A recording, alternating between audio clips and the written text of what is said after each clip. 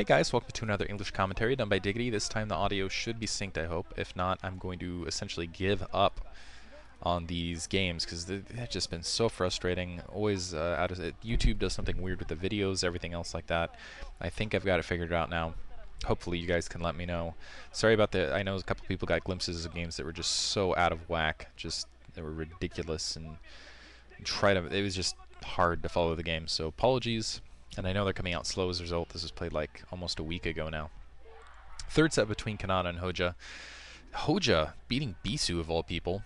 And I think this is more an assumptive map. Canata's not known for his versus Zerg play. In fact, I think he's known for as being fairly weak against Zerg. Not a little bit below 50%, I think. Something like that. And I think this is more one of those, I think, where KTF is saying, okay, HoeJJa hold on, and Canata is being sent out to beat HoeJJa and then kind of lure out Luxury, because they're not going to send Flash out against Canata. Canata is a TVT specialist, and being on Chupung Ryeoung, which is a very difficult map for Zerg players, I think they're just assuming that Canata is going to be able to take him out. Anyway, wish I could speak Korean. But Canata starting the bottom left-hand corner in purple, HoeJJa in the upper right-hand corner in teal. I have seen these matches all together, so I'm going to try. I'll try not to spoil anything from this stage on. Again, because of processing issues, I did all the videos and then I couldn't get any of them to work because of, yeah, YouTube being stupid and things like that. Whatever. Anyway, it is a two-player map. Chupung Ryeoung's so hard for Zerg. Secondary is exposed from two angles. And I feel like whenever that's the case, Zerg are in for the ride of their lives, basically, because then that Medic Marine Assault can come from two angles. So there's a lot of anti-Zerg maps, actually, in Pro League. That kind of makes it, it's not as bad as having it like in the MSL or OSL. And I guess I should hold my tongue, because for every Chupung Ryeoung or for every Katrina against M-Balance map, technically against Terran, you have, well, for every Monty Hall you have a silver, for every Katrina you have a flash, and maybe HoeJJa is just really good with Chupung Ryeoung. You never know. Anyway, really quick shout out, Probe Farm. What's up, baby? And because I promised to do that, actually I had that in the prior videos, but missed it this time. And it looks like, yeah, Canata not going for a mech build. Didn't see that front door in. Drone coming up, scouting that. It's going to take a couple hits, and immediately heading towards the gas to gas steal. And this is a brilliant maneuver from HoeJJa, and I will tell you why, because I've seen this match up to this point. And I kind of puzzled it out in my head.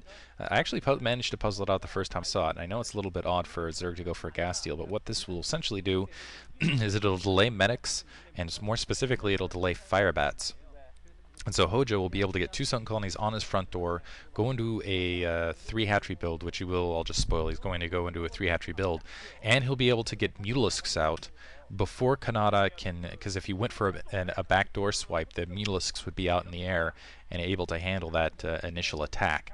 So he'll be in a really good position to basically minimize damage. So it's 50 minerals to spare him 2 or 3 additional Sunken Colonies, and to gain a degree of map control into the mid-game, depending on how he micros those Mutalisk. But anyway, so I think this is a brilliant maneuver from HoeJJa. Canata setting up for the fast expansion after seeing the 12 hatch. Just going to produce a couple latent Marines. First Marine's also not going to be able to put up pressure. They need to get back and take out that gas as quickly as possible. And HoeJJa, yeah, in a pretty good position. He can wait until the third game. There's going to be that third hatch there. So, and I'll try not to spoil anything else for you guys while I'm thinking about it. Otherwise, OSL Finals Party, April 3rd. Everybody come. It's going to be a huge party at Joe's Pizza. If you go to joespizzasd.com, I believe is the website. Don't have it reserved yet, but I'm pretty sure I'm going to be able to. Donations on that second tab. I appreciate all donations because I am poor and cannot afford it. Trying to get back into the temp job pool, trying to get a job, period. Very difficult these days.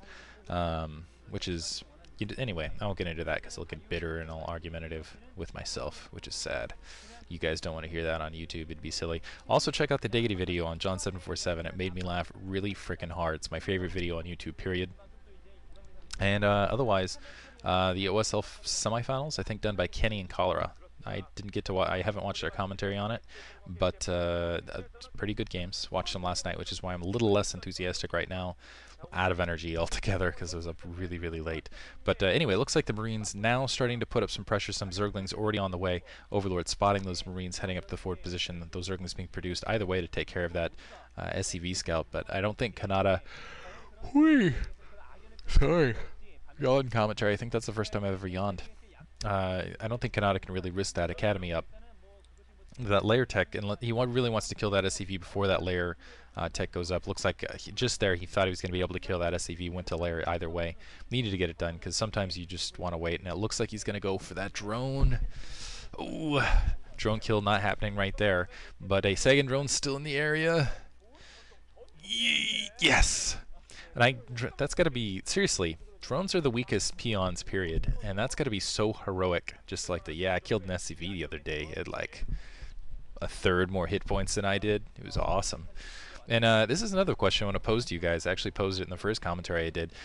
The heck with the drones. They've got these gigantic pincers, these gigantic claws that could rip a man in twain, and yet they spit on their enemies. Doesn't make any sense. I mean, the SCVs, they have their little electrode things. They electrocute the minerals that are supposedly the things that fuel everything that you can fuel a nuclear reactor with. They fuse it, and the probes, they electrocute the thing off. There, they use their claws to kind of like cut through solid rock here, this solid blue material that apparently is powerful enough to create a Zergling out of pure flesh and matter, just goop. And yet, they run into an SCV or a Marine or some sort of assault and they just spit on him. It's almost like a defiant thing. Why don't they just use their giant freaking claws? The huge claws coming out of their face. I don't get it. Anyway, Firebat's out. Canata might aim for a front door break either way, otherwise I don't think he'd be producing those Firebats. There are a couple Zerglings out, and Firebat's very, very good against Zerglings, but generally if you're expecting to absorb a Mutalisk attack, which I'm not sure if Canata scouted that or not, he has been in the dark. I don't think he's got a comm set out. He does have an engineering bay up, and usually Canata's very, very good about having that in position, but at the very least, yeah, I'm surprised he's even bothered creating the Firebats, really, because the Marine's usually enough to take care of Zergling with any degree of force, especially in groupings. I don't think, unless you're facing an all-in Zergling attack, you really want Firebats. Looks like a couple in the back line. Usually what the purpose for creating them is almost exclusively for that front door break, and here's what I was talking about, that timing, brilliant timing from HoeJJa, that spire up, so if those medic Marines were going around that back edge, they would be running into Mutalisks as they came across that other corner, which is, I believe, the timing on that. Engineering bay is up, a factory going down to produce those science vessels as well. They've been somewhat delayed. But HoeJJa, in the meantime, is going to be able to take that upper left-hand expansion and use those Mutalisks to try to play a little bit of air control in the middle of the map. And it looks like he's got 8 producing right now. It's probably going to want 9, so going to go a little bit heavy, thinking about probably some economic harass here.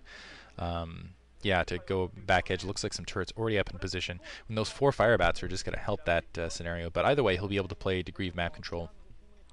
Canata needs to be very careful not to strand his medic Marines. Oftentimes, Terran against whenever there's basically 9 instead of 5 Mutalisks produce, well, however many. When it's over 5, oftentimes they can end up being a little too aggressive, I think, and not, because it's hard to tell how many